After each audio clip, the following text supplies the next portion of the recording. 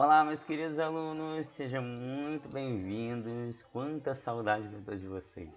Espero que vocês estejam indo bem até agora, que vocês estejam fazendo as atividades com segurança e com todo carinho, né? Porque a gente tem preparado um material todo especial para vocês, para esse período difícil, né, que a gente está vivendo, um período atípico, mas tenho certeza que a gente está aqui né, preparados aí para suprir o que vocês precisarem, tá bom? Preparei uma aula bem legal hoje, né? Um pouquinho diferente aí do formato geralmente que eu faço, né, galera?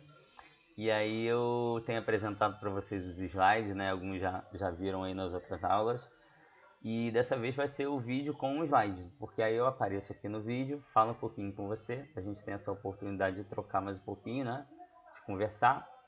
E aí eu consigo explicar com mais detalhes a nossa matéria aqui hoje, né? Que é de gases, tá bom?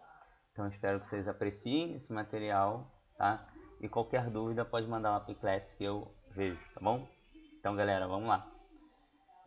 Primeiro slide aqui, galera, eu vou passando aqui, né? E a gente vai comentando, vamos lá.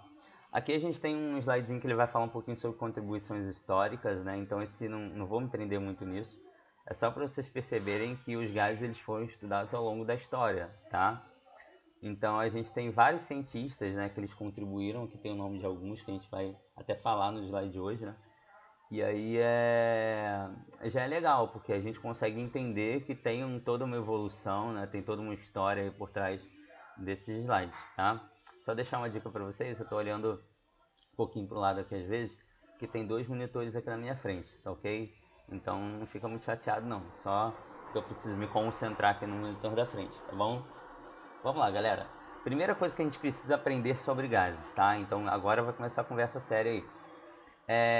O que eu preciso saber sobre gases é que eu tenho características diferentes para os gases, tá? Então eu vou ter gases que são ideais, tá? O que são gases ideais? Aqueles que seguem uma coisa chamada CNTP, tá? Talvez você já tenha visto isso em química. Condições normais de temperatura e pressão, tá? Então a gente tem condições específicas de temperatura e pressão para controlar esse gás, tá? E aí os gases, na verdade, que são ideais, eles seguem esse modelo, tá bom? E aí você vai perguntar assim, mas por que ele é chamado de ideal? Bom, ele é chamado de ideal porque o nome ideal te lembra algo que não existe, tá? Então eu trago até um retorno, né, da Física 1, quando a gente pegava os exemplos de cinemática, a gente tratava ele sem atrito, lembra? Então, a gente sabe que na vida real o atrito ele não consegue ser desprezado, né? A gente sempre tem o atrito envolvido em alguma situação, né? Ou pelo menos na maioria das vezes. Então, quando eu falo de um gás ideal, entenda-se o seguinte, galera, é um modelo, tá? A gente está criando um modelo, ele não existe, não é um gás que a gente encontraria na natureza, né? CO2, N2, O2, enfim, qualquer outro tipo de gás que você tenha estudado. Não é, ele é um gás modelo, então é isso, tá? Ponto 2, galera, a gente vai falar um pouquinho também dos gases reais, né? E o que são os gases reais? Eles são gases que a gente realmente encontra na natureza, por isso o nome é real, tá? E a gente tem lá nitrogênio, oxigênio, né? CO2, NO2 e tantas outras coisas, tá bom, galera? Então significa que eu posso, por exemplo, pegar e estudar um gás real e tentar transformar ele num gás que seja ideal, entendeu? Eu posso fazer esse transporte. Aí você vai me perguntar, mas peraí, como é que a gente transforma um gás ideal, aliás, um gás real, né, num gás ideal? Como é que a gente faz essa transformação aí? A gente precisa, galera, alterar a ideia de pressão e temperatura dele, tá? Então, se eu conseguir alterar a ideia de pressão e temperatura desse gás que é real, eu faço ele simular um gás ideal, tá? Em algumas literaturas ele vai receber até o nome de gás perfeito, porque ele não é ideal, mas ele é perfeito, tá? Por enquanto é só nomenclatura, só para você ficar ciente de que existem dois tipos de gases aí que a gente pode pegar, tá? Mas basicamente o que a gente vai estudar aqui hoje, galera, são gases ideais. Mesmo que eles sejam reais, em algum momento, né, eles se simulem, né, um gás ideal, a gente vai estudar o ideal, tá bom? Aqui ele fala que todo gás é formado por pequenas partículas, né, galera, que a gente chama de moléculas, aí se entende isso, tá?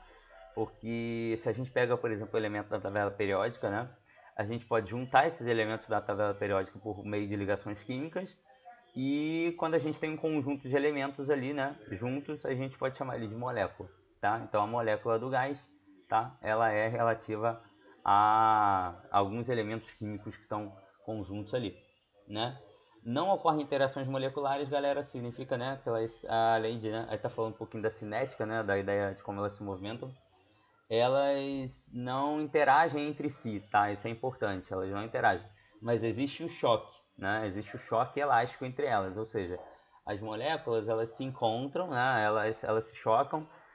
Você que está com um pouquinho de dúvida nisso, pensa no seguinte: o choque elástico ele acontece assim: eu tenho uma molécula aqui na minha mão, tenho outra molécula aqui na minha mão, nessa mão aqui, nessa aqui, e elas vão fazer isso, ó. Entendeu? Elas se chocam. Puf, elas não ficam grudadas, né? Como no choque inelástico. Elas ficam separadas, como no choque elástico. Isso a gente estuda muito em Física 1, quando vocês pegam aquela partezinha de colisões, né? Colisões, quantidade de movimento, tá bom?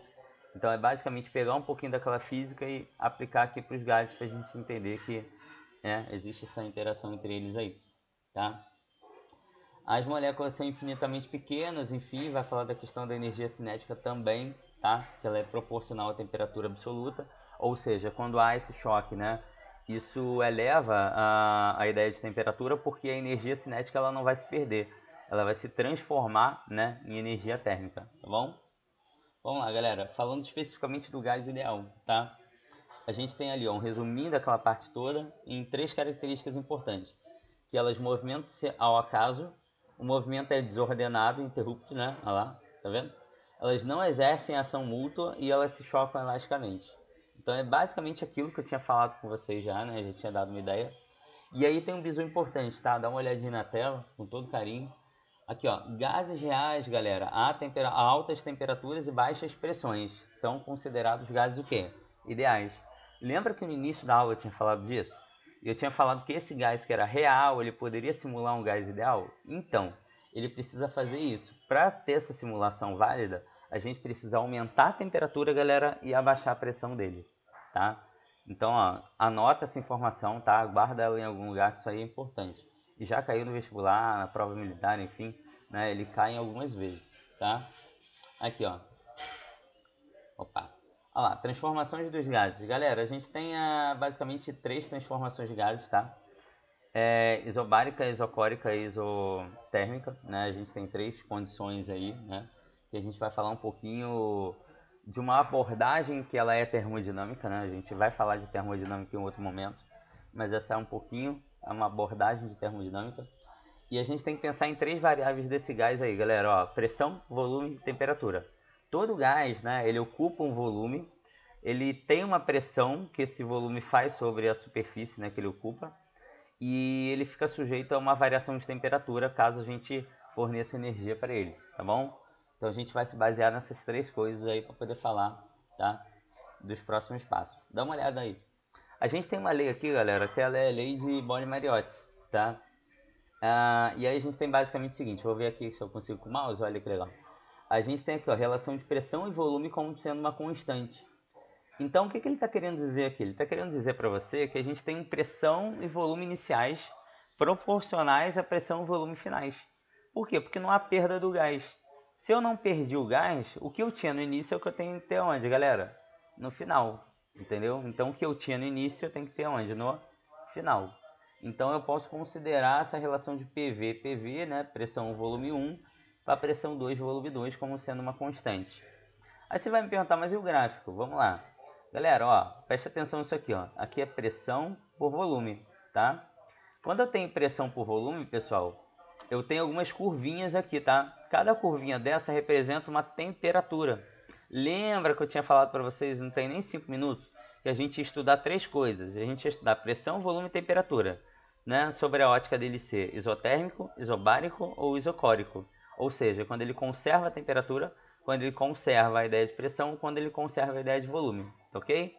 Então, ó, quando eu olho para esse gráfico, galera, o que eu observo é que todo mundo que está em cima dessa curva aqui, ó, que eu estou colocando o mouse, ela está em quê? Ela tem temperatura 1, tá? Igual. Então você vai falar, então temperatura 2 não é a mesma temperatura 1? Isso aí. Então, ó, temperatura 3 é diferente de temperatura 2, que é diferente de temperatura 1, tá? Quanto mais distante, né, disso, né, desse zero do gráfico, entre aspas, a gente vai ter aí a ideia, né, de aumentar a temperatura dele. Então T1, né, se torna maior que T2, se torna maior que T3, tá bom? E esse aí é o nosso isotérmico, galera, tá? Não perde essa dica não, né? Ali, ó. Opa, deixa eu passar aqui. Ah lá. Lei de Charles, né, que é, na verdade, a primeira lei de Gay-Lussac. E ele vai falar o seguinte, ó, vai falar que o volume de um gás ele é diretamente proporcional à temperatura absoluta, sob a pressão. Vai falar, Celinho, não entendi nada, o que é isso? Primeiro caso, né, aquele que a gente passou, a gente falou do caso isotérmico, né, de temperatura constante, certo? Esse caso, galera, a gente está falando de pressão constante. Ó. A variável que eu considero constante, eu nunca vou representar ela aqui, porque ela vai estar dos dois lados da equação. Então é como se eu estivesse cortando esse cara, tá? Então, ó, aqui a gente tem, né, galera, temperatura, né, volume, tá? Aqui, ó, a gente tem ó, a ideia de pressão 1 igual a pressão 2, né? Se eu quisesse cortar ali, eu cortaria, tá? E eu posso ter uma outra variaçãozinha aqui, né? Que é considerar VT e VT, tá, galera? O volume e temperatura sobre volume e temperatura. Você deve estar se perguntando, né? Mas por que ele colocou VT, né? Se ele poderia ter colocado VT, né? Então, pode colocar VT também, não tem problema, né? Você considera o volume e temperatura aqui, né? Nessas duas variáveis. E aí a gente considera a pressão aí constante, tá bom? Dá uma olhadinha aí. A gente tem uma terceira, que é a última, né? Então a primeira foi a isotérmica. Segunda, né? Vou voltar aqui rapidinho. Olha lá, ó. Ele foi a pressão constante, a isobárica, né? Olha lá. E essa terceirinha, galera, ela vai ser o isovolumétrica ou isocórica, tá? Tem esses dois nomes.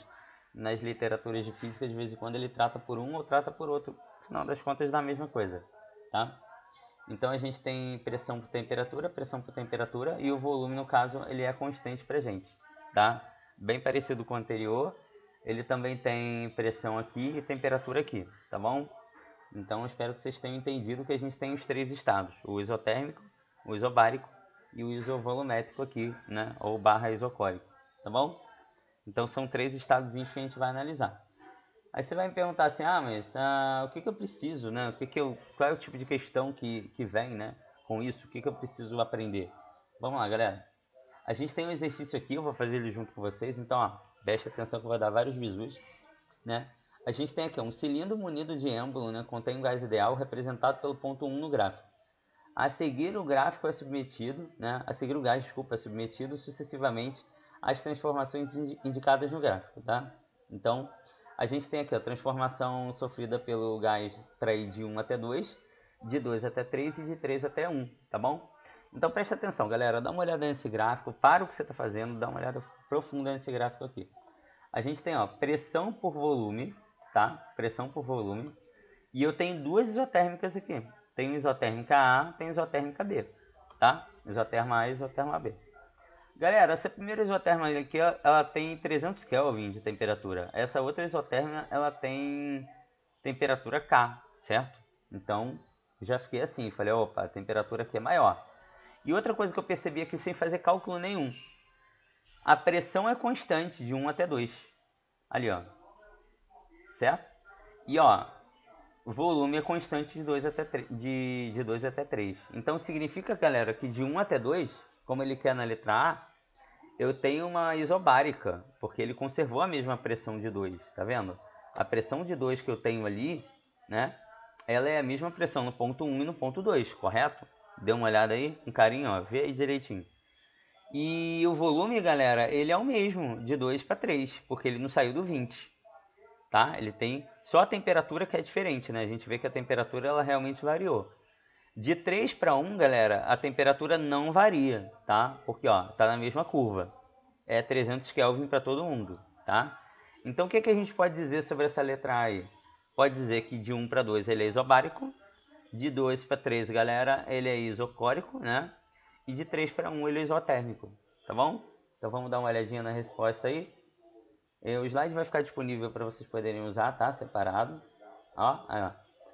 1 a 2, a pressão é constante, isobárico, isso aí, 2 a 3, lá, né, isocórico.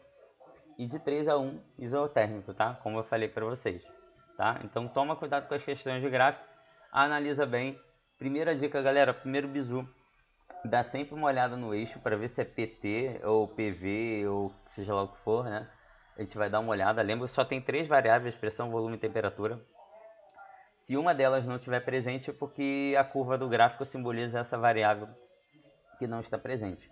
Como aqui é o caso da temperatura, né? A gente tem pressão, tem volume, mas cadê a temperatura? A temperatura está aqui, tá bom? Olha o B aí, galera. Ao representar o ponto 2, podemos afirmar, né, que a temperatura do gás nesse estado é de 450 Kelvin. Pessoal, não é de 450 Kelvin, tá? Já começou errado. Por quê? Porque olha a relação. A gente tem aqui um volume, galera, que é 10. Aqui a gente tem um volume que é 20. De 1 para 2, ele dobrou o volume, não dobrou? Se ele dobra o volume conservando a ideia de pressão, quem ele vai aumentar também? Temperatura. Lembra lá atrás que a gente estudou que isso era proporcional? Né? Naquelas 3 leizinhas nossas. Elas são proporcionais. Quer dizer, se eu dobro um, eu também dobro o quê? O outro. O outro que eu vou dobrar vai ser a temperatura. Então, se de 1 para 2, galera, sem fazer cálculo nenhum, eu já até saberia que eu teria 600. Tá? Eu já saberia dessa informação. Até pelo motivo de eu ter dobrado isso aqui. Se eu tivesse triplicado, 3 vezes mais. Tá bom? E mais eu deixo o cálculo para você aqui, ó. A gente tem PV sobre T, né? Olha lá, ó, pressão 2, ó. Se você prestar atenção é aqui, ó, pressão 2 para 10, né? No caso aqui, volume. E sobre 300, que é essa temperatura. Ali é 2 para 20, tá vendo? E ali a gente tem o TK que a gente quer encontrar. Fazendo a regra de 3, né, aquele processo matemático básico que a gente conhece, a gente consegue encontrar aí, galera, sem dificuldade nenhuma, né, os nossos 600 Kelvin, né, que é a nossa afirmação, mostrando que ele estava errado, tá? Então não é 450, tá bom? Vamos lá, galera, ó, pegando esse exemplo aqui também, ó, de questão de concurso, ele fala de uma determinada massa gasosa que encontra-se a uma pressão de 2 atmosferas, né, ocupando o volume de 28 litros. Então, eu tenho pressão e tenho volume. O gás sofreu uma certa transformação, né, na qual a temperatura é mantida constante. Quer dizer, galera, a gente conservou a temperatura, ele é isotérmico. Mas a sua pressão é elevada para 7 atmosferas. Ou seja, ele tinha uma pressão de 2, mas ele foi para uma pressão de 7. Ele aumentou a pressão. Então, o volume ele tem que variar também, porque ele conservou a temperatura, correto? Então, essa é a relação que a gente quer encontrar. Como é que a gente vai resolver isso? Se eu tenho PV e T, galera, tem que ser por equação dos gases. Então, é pressão, volume e temperatura, todo mundo junto. Tá? Vou colocar aqui para a gente ver como é que resolveu. Olha, pressão inicial 2 atm, volume inicial 28 litros, temperatura inicial igual a final, pressão final 7 atm e volume final eu quero encontrar. Pressão I, né? Pressão inicial, volume inicial, temperatura inicial, pressão final, volume final, temperatura final. A gente eliminou, tá, já de cara as temperaturas, porque elas não seriam necessárias. E a gente tem 2 vezes 28, né, por 7 vezes velocidade não, perdão. O volume final. E aí o volume final é 56 por 7, que é 8 litros, tá bom? Então dá uma olhadinha de novo, repete esse problema algumas vezes, caso você não tenha entendido, tá? Dá para entender ele com calma, tá? É só refazer, tá bom? Qualquer dúvida, pode escrever lá na sua atividade do iClass lá, do iClass que eu observo, né? Eu estou corrigindo e eu estou dando uma olhada lá no que vocês fazem. Pessoal, a gente tem por fim a Lei Geral dos Gases, que ela é na verdade uma conversa que ela só reúne o que eu falei até agora. Eu vou mostrar para vocês que em gases a gente só tem duas fórmulas, né, basicamente. Essa, né, que é pressão, volume e temperatura, iniciais igual ao final, né, que é sempre constante. E essa aqui, né, deixa eu passar essa aqui, a lei de Avogadro, né, para cálculo de mol, e essa aqui, ó, que é a equação geral do gás ideal, galera, que a gente vai chamar de equação de Clapeyron, tá? Então ela vai, receber um nomezinho aí, tá? Equação de Clapeyron. Como é que é isso? A gente tem, pressão, volume e temperatura, mas isso sempre dá uma constante pra gente, correto? Então, alguns cientistas descobriram, galera, que essa constante ela poderia ser igualada a um número de mols, que é o N, tá? Então a gente vai ter o N, que a gente vai chamar de número de mols. O número de mols é a unidade básica de matéria, tá? Mols não tem a ver com molécula, em primeiro momento, tá? Ela até corresponde a uma quantidade de moléculas, mas o mol não é sinônimo de molécula, tá? Então, mol é a unidade de matéria. E é sempre a massa total pela massa molar. Então, de repente, algum problema tal, ele resolve te dar uma massa, duas massas, enfim, e você tem que calcular esse número de mols, tá? Então aqui, voltando para o Clapeyron, ele descobriu que PVT era sempre constante. Então ele pega um R, né, que é uma constante dos gases, e ele joga aqui pra gente, tá? Pra gente igualar. Esse R, pessoal, ele pode assumir dois valores pra gente, tá? Ele vai ter o R igual a 8,31 joules por mol Kelvin, ou 0,082. Você vai me perguntar, Celinho, isso aqui tá confuso, não tô entendendo. O R tem qual valor afinal das contas? Vamos lá. Galera, o R ele é relativo à unidade que você estiver utilizando no problema, tá? Então, se eu tiver num problema que ele estiver falando de joules, né, por temperatura em Kelvin, aí eu vou utilizar esse aqui, 8,3. Se eu tiver num problema que ele estiver falando de ATM, né, estiver falando das atmosferas, com a quantidade de mols e o Kelvin, aí eu utilizo 0,082, tá?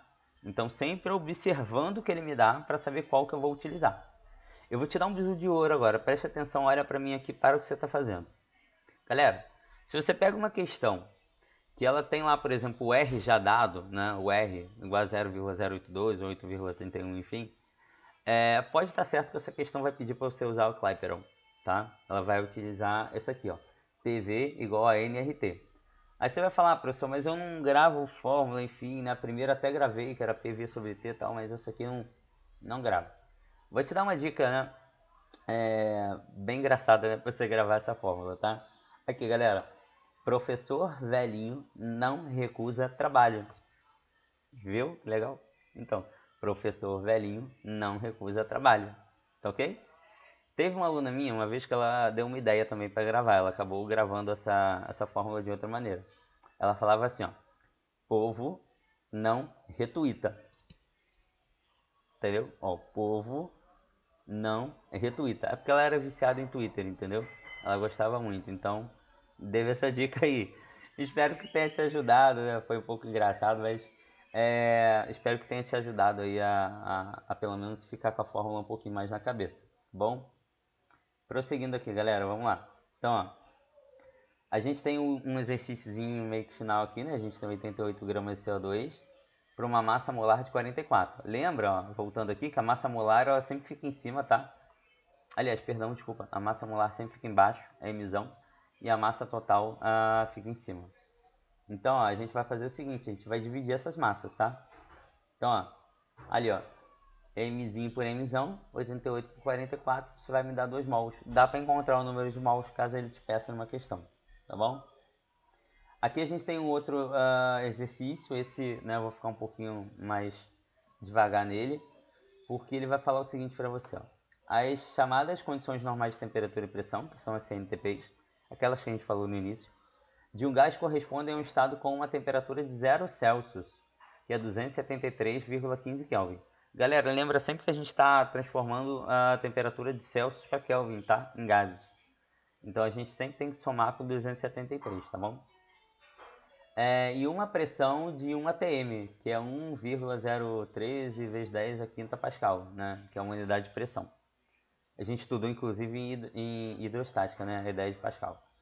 Se você deseja manter um mol de um gás ideal na CNTP, qual deverá ser o volume? Galera, tá na cara, isso é o quê? Uma equação de Clapeyron, né? PV igual a nRT, tá bom? Então vamos lá. Vou passar aqui para vocês, ó. PV igual a nRT, eu tenho a pressão, não tenho o volume. Aí você vai falar, mas como é que você tirou esse 8,3 daqui? É aquele valor do R que eu falei para você prestar atenção, porque a gente usa conforme a unidade. Olha aí, ó. Aqui eu tenho Kelvin e aqui eu tenho Pascal, tá? Então, ó, se eu voltar lá, né, eu vejo que aquele 8,3 é relativo a essas duas variáveis aqui, tá? Ali, ó, relativo à questão da TM. Então, ó, 8,3 vezes 1, né, vezes 273,15. Fazendo o cálculo de tudo, enfim, a gente vai encontrar que o mol, galera, um mol, ele equivale a 22,4 litros, tá? Um dia eu sei que vocês vão ver isso em química se já não viram, tá? Então, química também trabalha muito com isso, tá? E aí é uma matéria que a gente tem em comum, tá? Então, vale a pena aprender essa parte, porque em química também vai ser bem útil. Exercício da PUC, galera, PUC de Campinas. Olha, exercício de concurso muito bom. E ele fala aí, ó, um gás perfeito, né, no caso, lembra que eu tinha comentado, né, que o gás perfeito é o gás real, que ele simula um gás, né, ele vai simular um gás ideal. É mantido no cilindro fechado por um pistão, em estado A, com suas variáveis, aí ele bota, ó, pressão A 2 atm, volume A 0,9, temperatura A 27, já quis brincar comigo, por quê? Porque 27 não é a temperatura que ele me dê, ele tem que me dar em quê? Em Kelvin. E aí eu tenho que transformar isso aí, não é? Então, isso aí, já fiquei com atenção aí. E um estado B, onde a temperatura é 127 graus Celsius. Galera, de novo, olha só, temperatura em graus Celsius. Tá errado. Tem que ser temperatura em quê? Em Kelvin. Vai somar 273 aí, não vai? Vai. E a pressão é de 1,5. Ou seja, a pressão era de 2, galera. A pressão baixou. O que ele quer saber? Ele quer saber o volume. Olha só, para e pensa comigo. A gente tem pressão, tem volume e tem temperatura. Qual vai ser as duas fórmulas que eu vou usar, né? Qual das duas fórmulas eu vou utilizar? PV igual a nRT ou PV sobre T? Qual você acha que é mais viável nesse caso? Lembra que eu não tenho N, né? E nem falou nada de R, né? Então, acho que é melhor para mim a equação geral dos gases, né? PV sobre T, correto? Vamos dar uma olhadinha. Vamos lá, revelar. Olha aí, ó. Aqui, galera, presta atenção, ó. PAVA sobre TA, pressão, né, inicial, volume inicial, temperatura. Ó, pressão, volume e temperatura. Substitui os valores que ele me deu, tá? 300 aqui, 400. Você vai falar, 300 e 400 da onde? Aqui, ó. 27 mais 273 ali, ó. Tá? Que deu 300 ali. Se você pegar 127 somar 273, você vai ter 400.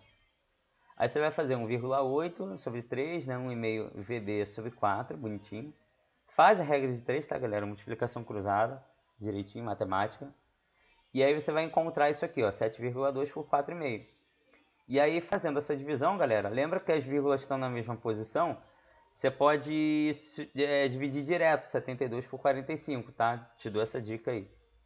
E aí você vai encontrar 1,6 como resposta, tá? Litros. Então a gente sabe que ele tem 1,6 litros aí. E aqui por fim, galera, a gente chega ao final da nossa aula, tá? Espero que vocês tenham gostado, certo? E deixem suas dúvidas aí no iClass, né? Anotem nas atividades que eu vejo aqui e procuro sanar da melhor maneira possível, tá? Fiz essa aula com toda a atenção, todo carinho para vocês, espero que vocês tenham gostado e que em breve Deus permita que a gente esteja juntos, né? Novamente, tá bom? Tchau, tchau, galera, até a próxima!